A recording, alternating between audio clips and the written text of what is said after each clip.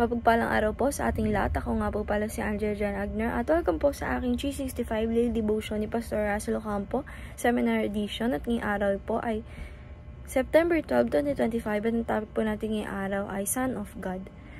Bakit si Jesus ang ating big brother? And yung scripture po natin ngayong araw is John chapter 1 verse 14. And yung sabi po dito sa ating concept na Son of God, the title Son of God designed Jesus as the eternal, divine Son who is equal in nature with the Father. Biblically, this title reveals His identity, His unique relationship with the Father, and His role in redemption. Unlike believers who are called children of God by adoption, Jesus is the Son by nature, sharing the same essence with the Father. In the Old Testament, the promised Messiah was called God's Son, fulfilled perfectly in Christ. This title safeguards both the full identity of Christ and His eternal sonship. The identity is the undermine the gospel, for only the divine Son could accomplish salvation for sinners. And yung sabi po dito sa ating scripture na John chapter 1 verse 14, the Word became flesh and made His dwelling among us. We have seen His glory, the glory of the one and only Son, who come from the Father, full of grace and truth. Sa Tagalog po, naging tao ang salita at nanirahan sa piling namin. Nakita namin ang kaluwalhatiang tunay na kanyang bilang kaisa-isang anak ng Ama. Siya ay puspos na kagandahang loob at ng katotohanan. And yung sabi po dito sa ating teaching, number 1, Jesus is the one and only Son of God.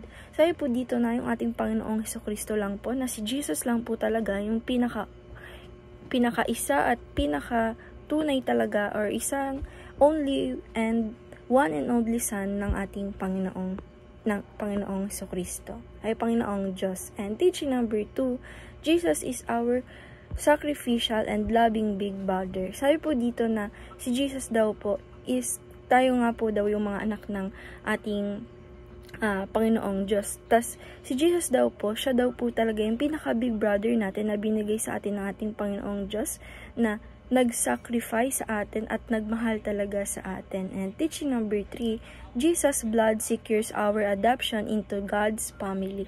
Sabi po dito na yung ating Panginoong Jesucristo talaga ay nag-sacrifice ng kanyang dugo na pinasa sa atin in adoption ng tayo ay maging isa na din sa God's family.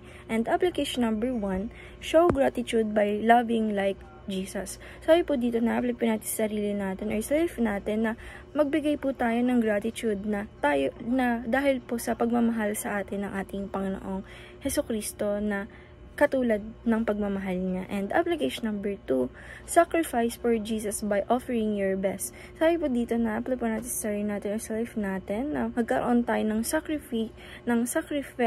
sacrifice na katulad ng ating Panginoong Hesukristo na nagbigay ng offering na pinaka-best para sa atin. And application number 3, share Christ without being ashamed. Sabi po dito na apply po natin sa sarili natin or sa life natin na tayo ay mag-share pa din ng mga tungkol sa ating Panginoong Hesukristo, na mga sa kingdom niya, sa mga unbelievers, na hindi tayo na-ashamed doon sa ating Panginoong Hesukristo. And dahil lang po ngayong araw, maraming salamat. God bless.